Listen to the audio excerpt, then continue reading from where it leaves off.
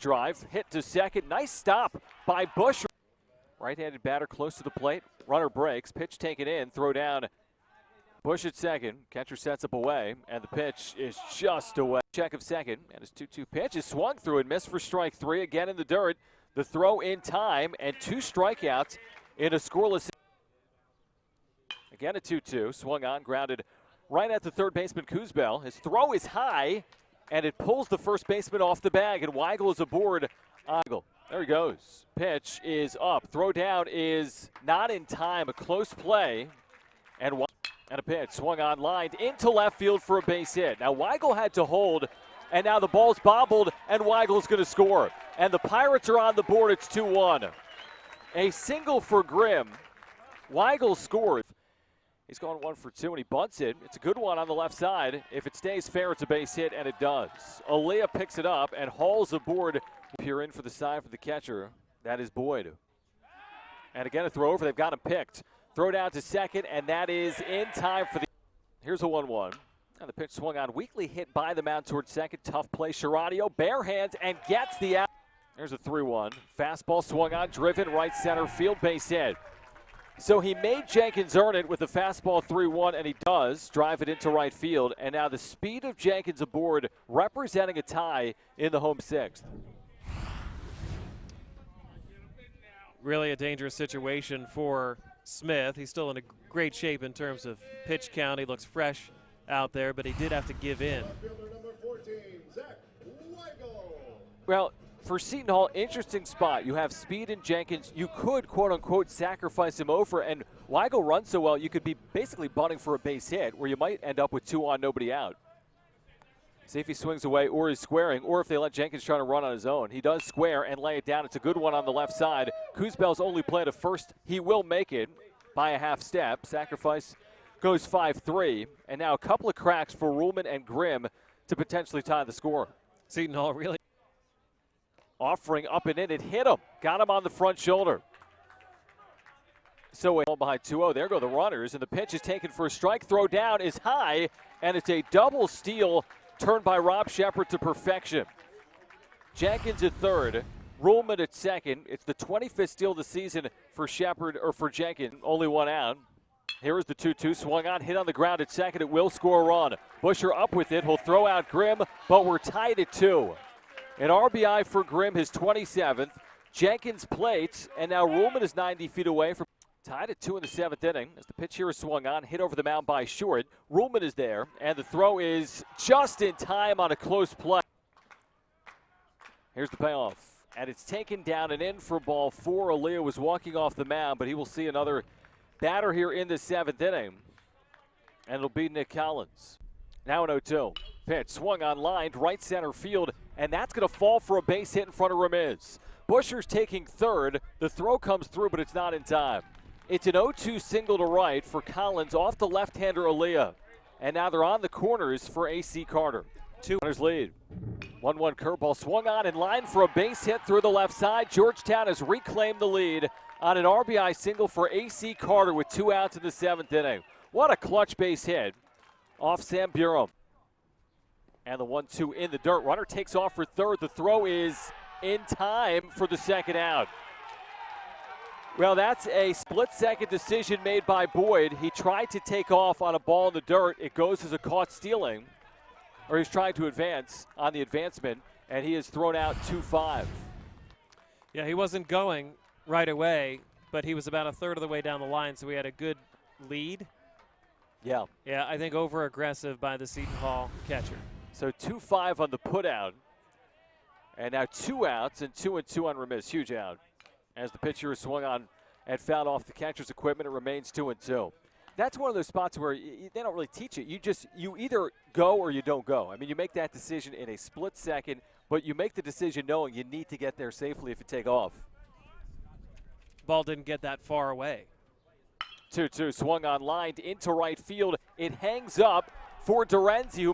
Burum delivers, pitch swung on, lined into center field for a base hit. And the Hoyas have another pitch, bunted at left side. Might be a tough play here for Grimm, who can't make the play trying to barehand. I don't think he would have either way. It's on lefty, pitch, swung on, grounded, and stopped at first. and the play's going to be at first but not in time.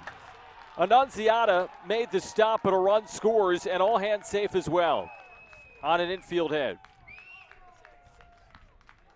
D'Souza a little late getting to The 2-2 from Smith, swung on and hit through the left side, a base hit. Good at bat for Charadio, had fallen behind, and now the tying run will come to the plate for Seton Hall in this eighth inning. Pitch, called strike over the outside corner, perfectly placed into the middle of the 2-1. Swung on, hit on the ground at second. The play is for Busher onto second for one. The relay is in time. Scoop. And he deals here, and the pitch is swung on and drilled in the air.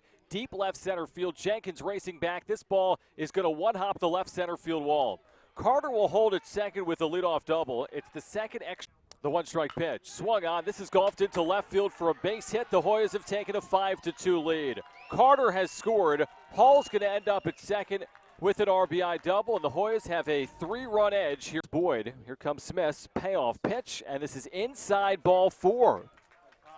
And the Pirates have life, a heartbeat here with 2 outs in the 9th.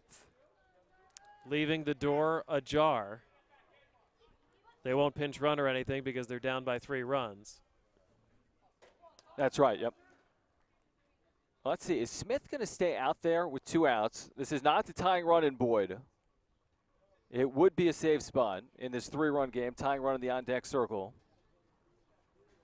And the batter's going to be Tyler Boyd. And it looks like Smith, after missing on that pitch, was kind of pointing in front of the rubber, you know, kind of kicking at the dirt on the landing spot. But he needs to worry here at the time. Here is the 1-2. It's swung on, smacked out to left field. Ryan coming on. That's a fair ball into the left field corner. Scores. Boyd chugs to second with a stand-up double. And the tying run will come to the plate here in the 9th inning for the 3-game. Pitch swung on. This is lined into right field for a base hit. Now the tying run's aboard. Runner's coming through the stop sign and is going to score. Now Falcone takes second, and he is in there safely. And the deals. Pitch swung on, hit a mile in the air on the infield. Ellingson fields, throws, and it is not in time, and it gets away, and this game's tied up. Ramiz takes second. Here's the pitch. This is swung on, lined into center field for a base hit. Ramiz is being waved around. Hall is up with the throw. It is high, and the Pirates win at 6-5. Remarkably, walking off with 4 at the bottom of the 9th inning. 2 outs and the base is empty. And Charadio is the hero. Walk-off winners in each of the first 2 games of this series for Seton Hall. What a finish. Pirates win it this afternoon 6-5 with the improbable, miraculous 4-run, 2-out rally in the 9th. Let's take a look at this final sequence for the Pirates in a tie game with Ellingson on the hill. Ellingson, the closer, who was nearly infallible this year with an 0.75 ERA, but he gave up a hard, clean single to center, and the throw was not even close, and then the dog pile was on. For the Pirates, who have come from behind 2 straight days, a remarkable finish. Down by 3, down to their last strike. Pirates win it 6-5, move to 9-8 in the conference, 24-22 overall. They walk off on consecutive days, and that throwing error proved very costly as Ramiz advanced 90 feet to second base on that play and wouldn't have scored otherwise on that base hit to center field. It did, and things unraveled quickly for the starter Smith. They left him in with exactly 100 pitches to start the 9th inning. He went over 110, and he started to give it up. Seton Hall wins it this afternoon. They do so by a score of 6-5. Game 1 of our doubleheader here on the Big East Digital Network. What an afternoon of baseball here in South Orange. Pirates were down 5-2 in the 9th inning to Matt Smith, and they win it with 4 runs in the 9th inning. So Seton Hall, if they win their game or if they get a loss from Villanova, will make the Big East tournament. So the Pirates getting very close to that Big East tournament. Georgetown can still advance as well. They will need some help in a victory in Game 2. And we appreciate you tuning into this thriller this afternoon, a Friday thriller in South Orange. Georgetown appeared to have it all but wrapped up, but never got that 27th out in a Pirates 6-5 win. And we thank you for joining us this afternoon on the Big East Digital Network for our outstanding crew And for my partner Dave Popkin and John Fanta, this is John Schaefer saying so long. The Pirates walk off on the Chris Sciarratio RBI base hit in the ninth. You've been watching college baseball on the Big East Digital Network.